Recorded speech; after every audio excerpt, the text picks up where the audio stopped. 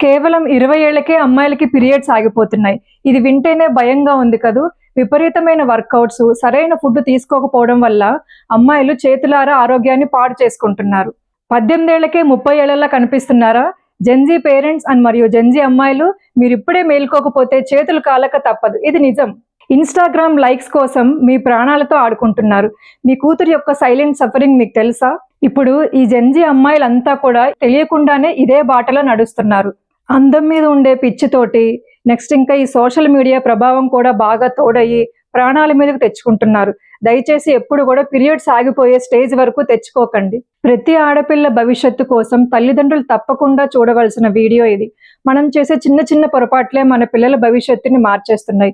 ఇది కేవలం ఒక వీడియోలా కాకుండా మన ఇంటి ఆడపిల్ల ఆరోగ్యం కోసం ఒక వార్నింగ్ బెల్ లాగా ప్రతి ఒక్కరూ వీడియోని తప్పకుండా చూడండి.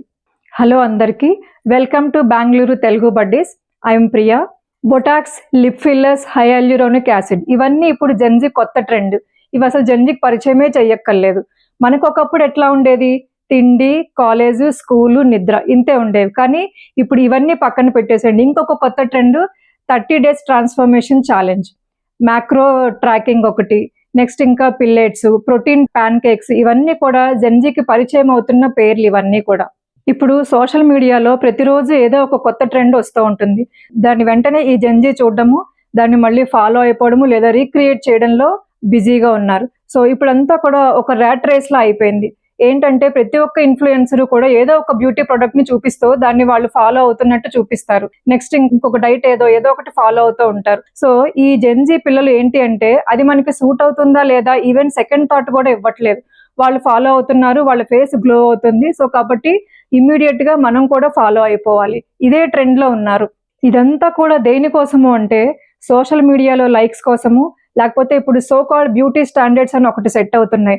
వాటిలో ఫిట్ అవ్వడం కోసం కూడా ఇవన్నీ ఫాలో అవుతున్నారు.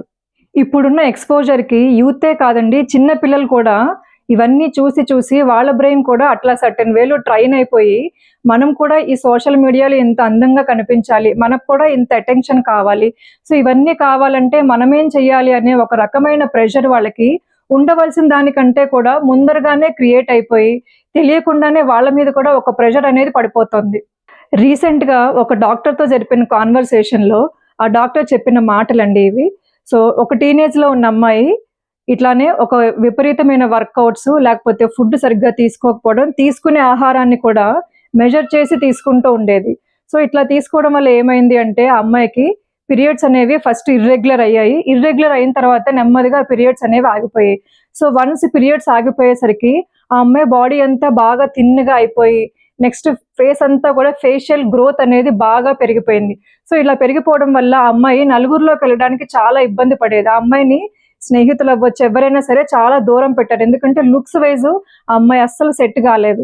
మన ఇప్పుడు సో కాల్డ్ సెలబ్రిటీస్ ఎవరైతే ఉన్నారో వాళ్ళందరూ కూడా ఫస్ట్ లో ఎలా ఉండేవారు, ఇప్పుడు ఎలా ఉన్నారో మీరే విట్నెస్ చెయ్యొచ్చు.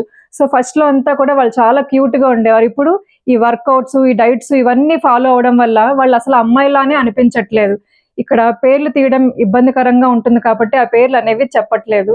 రీసెంట్ గా జరిగిన ఒక ఆర్టికల్ చూస్తే చైనాలో 23 ఇయర్స్ అమ్మాయికి డైలీ 70 మినిట్స్ వర్కౌట్స్ చేసి ప్రాపర్ డైట్ మెయింటైన్ చేయకపోవడం వల్ల ఫస్ట్ ఆ అమ్మాయికి ఇర్రెగ్యులర్ పీరియడ్స్, నెక్స్ట్ కేవలం 2 గంటలు మాత్రమే పీరియడ్స్ వచ్చేవట. నెక్స్ట్ క్రమక్రమంగా పీరియడ్స్ కూడా ఆగిపోయాయి. సో వైద్యులు ఆ అమ్మాయిని పరీక్షించినప్పుడు ఏమని చెప్పారంటే ఎక్సర్సైజ్ రిలేటెడ్ ఎమెనోరియా కింద నిర్ధారించారు. ఇప్పుడు నార్మల్గా ఈ యూత్ అంతా ఎలా ఆలోచిస్తారండి, మనకి పీరియడ్స్ ఆగిపోతే ప్రాబ్లం ఏంటి, అయితే ఓకే అనుకుంటారు కదా. కానీ పీరియడ్స్ ఆగిపోవడం వల్ల ఒకటి రీప్రొడక్టివ్ సిస్టమ్ అనేది ఆగిపోతుంది, ఇది అందరికీ తెలుసున్నదే.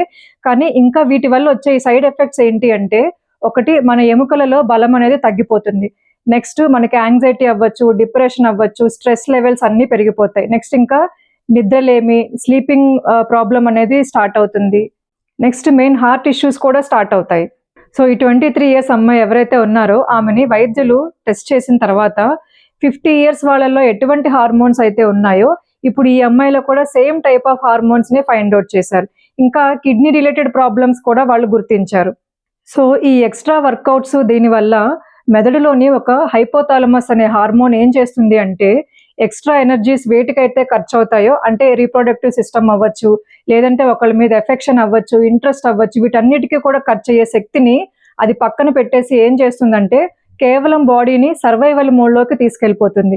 అంటే వీటన్నిటి మీద మీకేమీ ఇంట్రెస్ట్ ఉండదు. ఓన్లీ ఉన్నామా అంటే ఉన్నాము, జస్ట్ వీఆర్ సర్వైవింగ్ అంతే.